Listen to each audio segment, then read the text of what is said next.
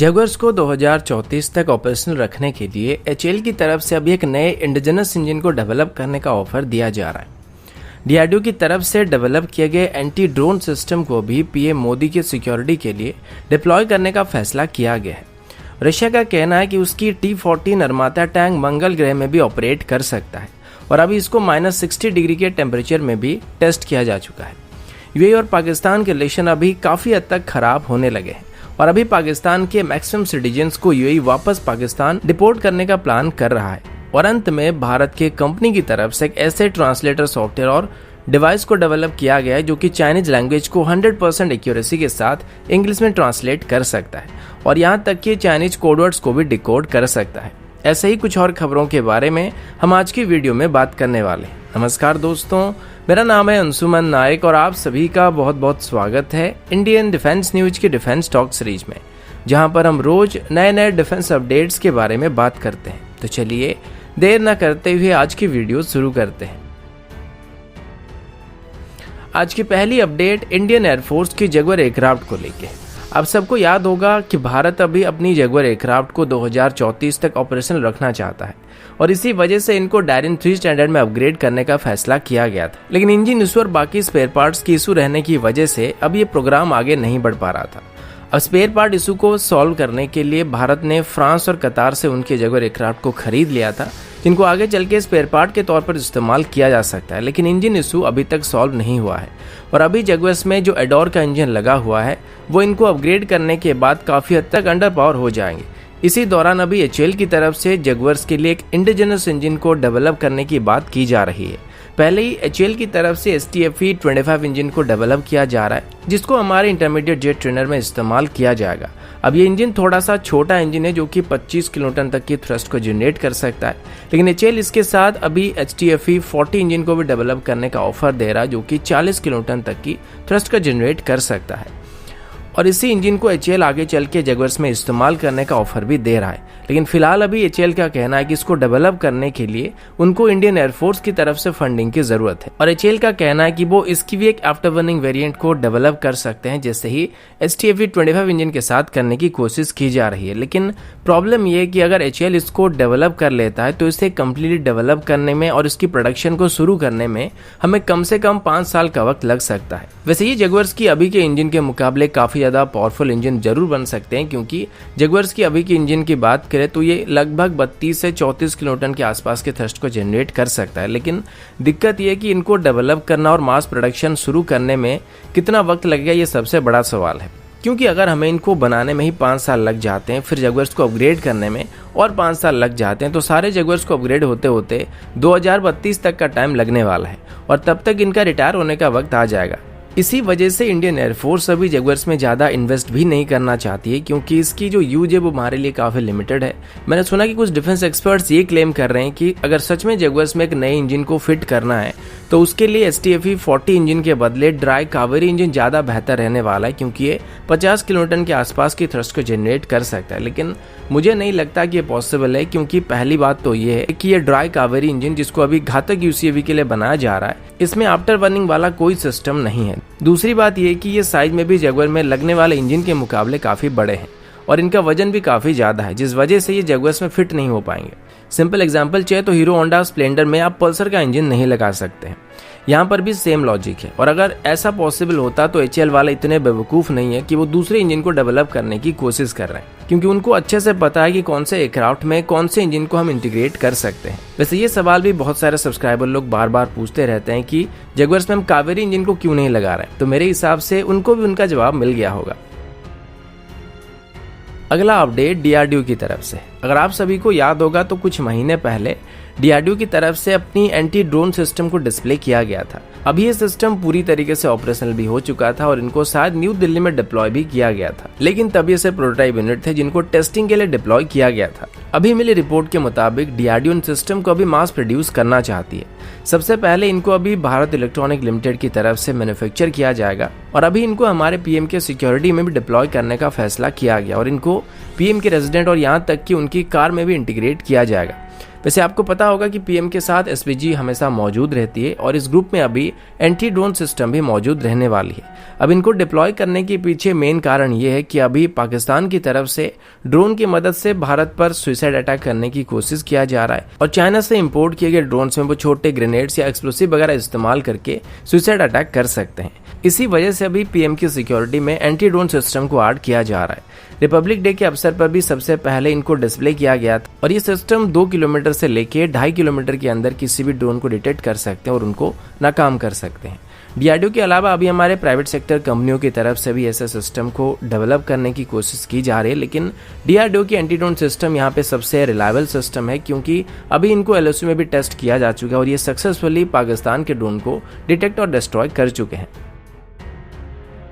अगला update Russia की T-14 अरमाता tanks को लेके है। रशियन मीडिया की रिपोर्ट के मुताबिक रशिया की तरफ से अभी ये बताया जा रहा है कि T-14 अरमाता टैंक्स को अभी मार्स में भी ऑपरेट किया जा सकता है। अरमाता टैंक्स की सबसे बड़ी खासियत ये कि आराम से -50 डिग्री से भी ज़्यादा टेम्परेचर में ऑपरेट कर सकते हैं और सबसे बड़ी बात तो ये कि अगर इनको -50 डिग्री से भी ज़्यादा टेम्परेचर में ऑपरेट किया जा रहा है और इनको कुछ दिनों तक वहाँ पे ऐसे ही रख दिया जाता है तो तब भी इनको एक ही बार में स्टार्ट किया जा सकता है, जो कि टैंक के लिए बहुत ही बड़ी दिक्कत वाली बात होती है क्योंकि आमतौर पर ठंडे वेदर में इनको हर रोज चालू करना पड़ता है ताकि इनका इंजन गर्म रहे, वरना ये चालू नहीं होते हैं। अब T-14 अरमाता टैंक्स में अभी कुछ नए सुपर कैपेसिटर्स को इंट्रोड्यूस किया गया है जो कि इसको अपनी इंजन को स्टार्ट किए बिना ही पावर को जनरेट करके दे सकती है। इसके लिए अभी रशिया की तरफ से एक फुल स्केल टेस्टिंग भी किया जा चुका है जहां पर इन टैंक्स को कुछ दिनों तक ऐसे ही ठंड में छोड़ दिया गया था और तब तक इसकी बैटरी पूरी तरीके से ड्रेन हो चुके थे, लेकिन तब भी इसकी कैपेसिटर फंक्शन कर रहे थे और ये एक बार नहीं बल्कि कई बार इसके इंजन को स्टार्ट करने लायक पावर दे सकते हैं।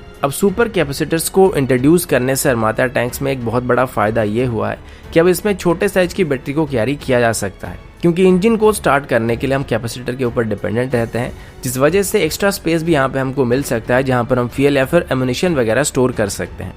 हाल ही में इसको -60 डिग्री के टेम्परेचर में टेस्ट किया गया था और ये भारत के लिए बहुत ही अच्छी खबर है क्योंकि भारत की FRCB प्रोजेक्ट के अंदर अभी T-14 अरमाता टैंक्स को खरीदने के लिए इंडियन आर्मी की तरफ से सबसे ज्यादा प्रेफरेंस दिया जा रहा है। रशियन न्यूज एजेंसी की रिपोर्ट के मुताबिक इसको मार्स में भी ऑपरेट किया जा सकता है, लेकिन वहीं पर रशियन डिफेंस एक्सपर्ट्स का कहना है कि भले ये मार्स में ऑपरेट कर सकता है लेकिन एक 50 टन से ज्यादा वजन वाले टैंक्स को मार्स पर ले जाना कोई आसान काम नहीं है। ऊपर से हम धरती में जिस टाइप की कंबस्शन इंजन का इस्तेमाल करते हैं ये मार्स में सही तरीके से काम करेंगे या नहीं करेंगे इसकी कोई गारंटी नहीं है। यानी कि कुल मिलाकर इन टैंक्स को पृथ्वी के ठंडे से ठंडे बैटलफील्ड में इस्तेमाल किया जा सकता है और ऑपरेट किया जा सकता है, इसमें कोई संदेह नहीं है, लेकिन जहां तक मार्स में ऑपरेट करने वाली बात रही तो ये प्रैक्टिकली पॉसिबल नहीं है।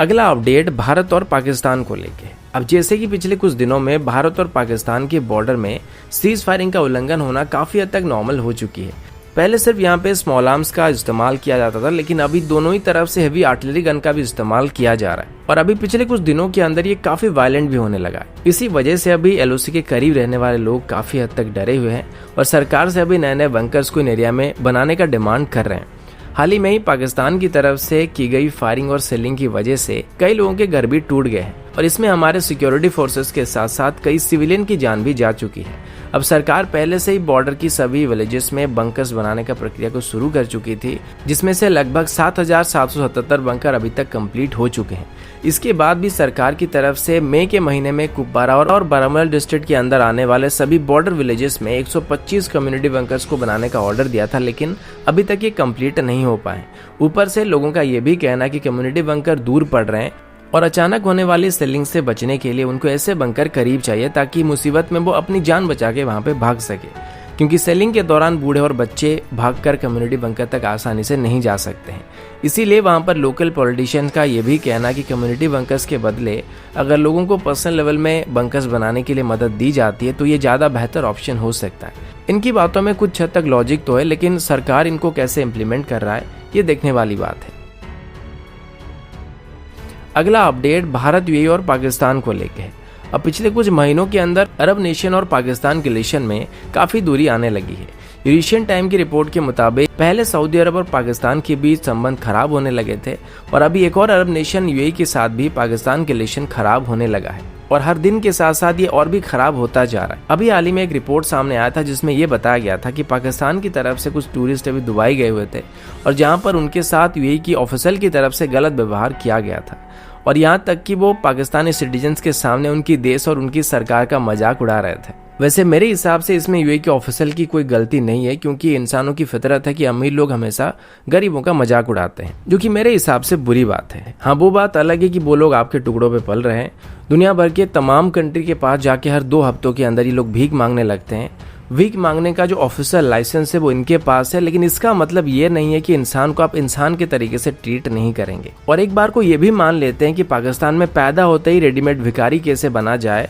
और भीख कैसे मांगा जाए, इन सब की ट्रेनिंग भी दी जाती है, लेकिन फिर भी आप उनको इस तरीके से बेइज्जत नहीं कर सकते हैं, क्योंकि वो हमारा बेटा है। तो मारेंगे भी हम, बचाएंगे भी हम और ट्रोल भी हम ही करेंगे, क्योंकि अभी पाकिस्तान की सिटीजन के लिए यूएई ने वीजा बैन कर दिया है। और आप सबको जानकर हैरानी होगी कि अभी यूएई में बाहर के देशों से आके काम करने वाले लोगों में से सबसे ज्यादा लोग भारत के हैं और दूसरे नंबर पे पाकिस्तान है। और ये सब हर महीने काफी बड़ी रकम को पाकिस्तान भी भेजते रहते हैं। इसके अलावा 1971 से अभी तक यूएई पाकिस्तान को फाइनेंशियली सपोर्ट करता आ रहा था, लेकिन अभी जब से पाकिस्तान के पीएम इमरान खान ने यूएई और इजराइल की पीस एग्रीमेंट को क्रिटिसाइज किया था, तब से पाकिस्तान के प्रति यूएई का रवैया काफी हद तक बदल चुका है। अब आगे से पाकिस्तान के सिटीजन को यूएई में काम करने के लिए भी काफ़ी दिक्कत होने वाली है और जो लोग पहले से यहाँ पर काम कर रहे थे उनको भी आगे चल के अपनी रेजिडेंस परमिट को रिन्यू करने में काफ़ी दिक्कत होने वाली है। और कुल मिलाकर यूएई अभी पाकिस्तान की मैक्सिमम सिटीजन्स को वापस पाकिस्तान भेजने की तैयारी कर रहा है। अगला अपडेट भी भारत और चाइना को लेके। अब सबको पता होगा कि भारत और चाइना के बीच काफ़ी लंबा बॉर्डर लाइन है और वैसे भी अभी काफी लंबा फेसअप भी चल रहा है, लेकिन ऐसे में भी हर साल भारत और चाइना के जवानों की भी आमना सामना हो ही जाता है। लेकिन चाइना के साथ मतभेद होने के जो मेन कारण होता है वो लैंग्वेज प्रॉब्लम है, क्योंकि उनको इंग्लिश अच्छे तरीके से नहीं आता और हमें चाइनीज अच्छे तरीके से नहीं आता है। और नॉर्मली जब इंडिया और चाइना के सोल्जर आपस में आमने सामने आते हैं तो वो बस इशारों के माध्यम से एक दूसरे की बात को समझाने की कोशिश करते हैं। इसी वजह से अभी बेंगलुरु की एक कंपनी की तरफ से एक एआई बेस्ड ट्रांसलेटर सॉफ्टवेयर को और टूल को डेवलप किया गया है, जो कि चाइना की मेंटल लैंग्वेज और इंग्लिश को अच्छे तरीके से ट्रांसलेट कर सके। इसमें end to end speech recognition और ट्रांसलेशन सिस्टम दिया गया है, यानी कि अगर एक तरफ चाइना के सोल्जर मैंडरिन में बात कर रहे हैं तो हमें वो सीधे तौर पर इंग्लिश लैंग्वेज में सुनाई देने वाली है। इसको अभी हमारी आर्म फोर्सेस के अलावा इंटेलिजेंस एजेंसी की तरफ से भी इस्तेमाल किया जाने वाला है। इस सॉफ्टवेयर को अभी जिनानी सॉल्यूशन की तरफ से डेवलप किया गया और मैंडरिन को इफेक्टिवली ट्रांसलेट करने के लिए इसमें मिलियंस ऑफ ट्रांसक्रिप्ट को रिकॉर्ड करके स्टोर किया गया है, ताकि 100% एक्यूरेसी के साथ चाइनीज लैंग्वेज को ट्रांसलेट किया जा सके। अब इसका और भी कई सारे यूज होने वाले हैं, जैसे कि ये सिर्फ ट्रांसलेशन के अलावा जासूसी करने के लिए और दुश्मन की कोड वर्ड्स को ट्रांसलेट करने के लिए भी इस्तेमाल किए जा सकते हैं। और अभी तक दुश्मन की तरफ से जितने भी कोड वर्ड का इस्तेमाल किया गया उन सभी को इसमें फीड करके रखा गया है। यानी कि अगर दुश्मन अपने भाषा में गोली को आलू बता रहा है तो हमें अपने लैंग्वेज में गोली सुनाई देने वाली है। आमतौर पर ऐसे कोडेड वाले मैसेज को ट्रैक करने के बाद इनको मैनुअली डिकोड करना पड़ता है और इसमें थोड़ा वक्त लगता है, लेकिन इसे अभी लाइव ही ट्रांसलेट किया जा सकता है। इसी वजह से इसे डिफेंस फोर्सेस के साथ इंटेलिजेंस एजेंसी के द्वारा भी इस्तेमाल किया जाएगा और पहले भी इसको यूज किया जा रहा था और टेस्टिंग के दौरान इसके रिजल्ट को काफी अच्छा पाया गया था। तो दोस्तों अभी के लिए इतना ही, मिलता हूँ आपसे अगले वीडियो में, तब तक के लिए जय हिंद, वंदे मातरम।